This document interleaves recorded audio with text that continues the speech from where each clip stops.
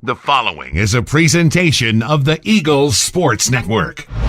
Well, it's you come to this time of a football season, and we've got 20 plus kids that are going to be seniors and graduating, and that's an awesome number right there, and we're very, very proud of them. You also know that majority of those kids have been part of the football program for 4 years or 5 years. They've all had contributions to this program, so we certainly want to have a great time in celebrating their final home regular season game, and then you're playing Tusculum, which is a great challenge to us. That's a rivalry game, and we know that they're a very talented football team. You don't look at 5-5, you look at talent, you look at ability, and they're a very capable football team. They've got the third longest winning streak in Super Region 2 behind Lenore Ryan and Valdosta State. What's that say about the job that Jerry Odom's done there after a 1-5 start to get this team trending in the right direction? Well, it says a lot about Jerry and his staff of preparing them and getting them ready and keeping them believing. You win 5 games in a row, and in this league or any league, that's a great accomplishment. So they're a very talented football team. You talk about your senior class. It includes some guys who have greatly impacted the record books and the all-time annals at Carson-Newman. Just what has this group meant to you as a coach? Well, it's when you're around a group of young men for 4 or 5 years, and you are the daddy in residence, and you learn to love those kids and care about them deeply, and you want great things to happen in their life. All right? You want them to be very successful and a great football player, but you want them academically to be successful, to graduate, which they are. But the most important thing is you want them to be a better man for being here and being a part of this program. So all those kids have impacted this program in many ways, and I hope this program has impacted their life forever. How fun is this situation to be battling final game of the regular season for a spot in the playoffs? Well, I think it's exciting for our kids, to be playing the third week of November, and it counts, and it's your last regular season game, and where you are sitting in the regional rankings, and it's you got to get the job done. You should be about a mission. Having a great week of practice this week in preparation for Tusculum, but also being single-minded on Saturday.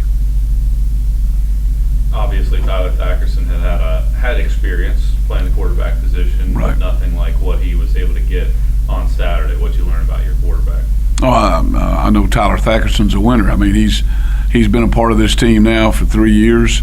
Got quite a bit of playing time last year. I think every kid out there has the utmost confidence in him, and he's a guy that's a rally guy. He gets those kids to rally around him. And we made a couple mistakes out there, but they overcame those and came back strong. And I think that's a great stepping stone, growing step for Tyler. Obviously, every coach wants to win every game by 5 touchdowns and blow out the other team. But a game like Saturday, you can learn a lot, and you can get a lot from that because you get a Tusculum team that is a little bit desperate at the end of the year to potentially knock you out of the playoffs. What do you hope your team takes away from last Saturday's win? Well, I think you got to learn. We went through a lot of step-by-step yesterday, Michael, in the team meeting, where we were in the first quarter, where we were in the second quarter, third quarter, and the fourth quarter. And the majority of that it's about maintaining your focus. You can't go like we did in the first quarter, in the first part of the second quarter, and be a offense that's effective, a defense that's effective, a kicking game that's highly effective. And if you don't lose that focus, you continue to roll in that way. If you get distracted by some things going on around you outside there, then you end up in a battle. And that's what happened to us Saturday. Tusculum likes to run the football. Jordan Shippey is one of the better running backs in this league. What did they do in the ground game that could cause some fits for you? Well, they proved that last year. They took that last drive and went 75 yards without throwing the football. And we know they're a zone and a split zone type of team, and we know he's a very talented running back. He's got very capable offensive lineman in front of him, and it's going to require defense to attack the line of scrimmage, but you got to maintain your gap integrity. You can't get washed out of your gap, and a linebacker's got to know where I have to fill at. With that being said, last year it felt like you just couldn't quite get over that hump to get a big enough lead to force them into obvious passing downs. How critical is that this year to make sure that they are needing to throw the ball and not being able to relax and run the ball like they want to? Well, I think every week the object of a defense, number one, is to stop them from running the football. No matter what the kind of offense is, you better stop them from running the football and force them into that situation. And they're talented in throwing the football as well. But, last year in that game, we gave up 21 points in the kicking game. And, we had a kid corralled up there on the sideline, and we turned him loose for a kickoff return. We had a snap that went through or over the head of the punter. We got a punt blocked. That's 21 points in a game that, in those kind of games, that's a big difference.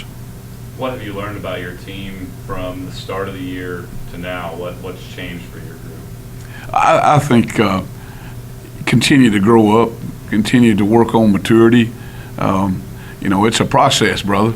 It's there's a fall camp that you work on physicality and mentality and those kind of things, but it's a continuing process about growing up, learning how to handle myself like a man, learning how to respond to adversity, knowing that there's accountability.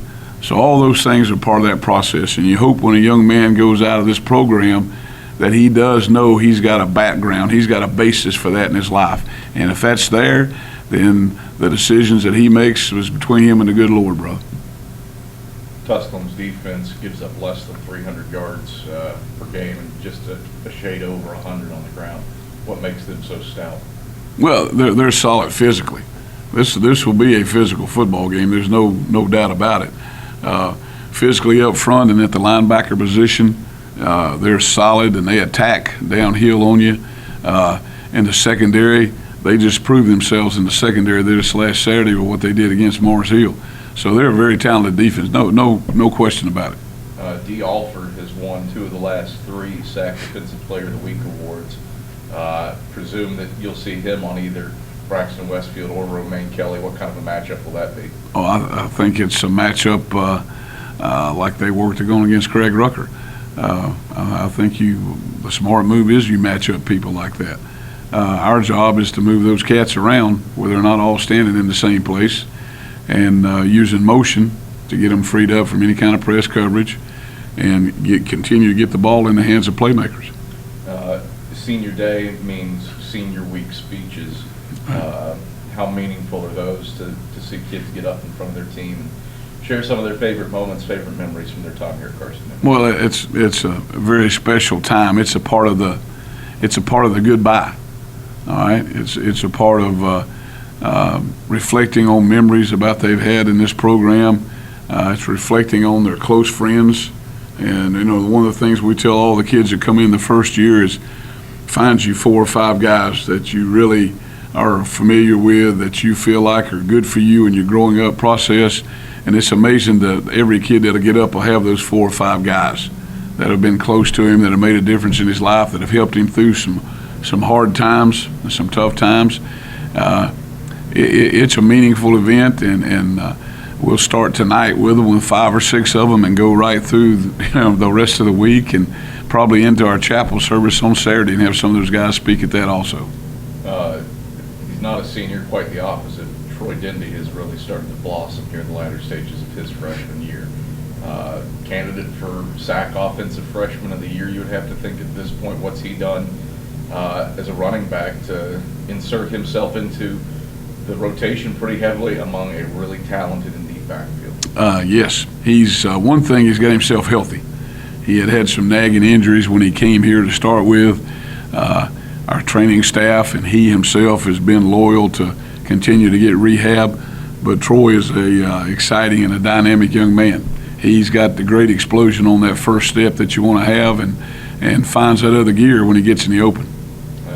The opposite of him, the guy that is finishing up his career, Antonio Wimbush, 3rd all-time in rushing yards, 6th all-time in rushing touchdowns, still potentially some more record book to impact for him. Just how much has he meant to you in this football program over his 5 years with the team?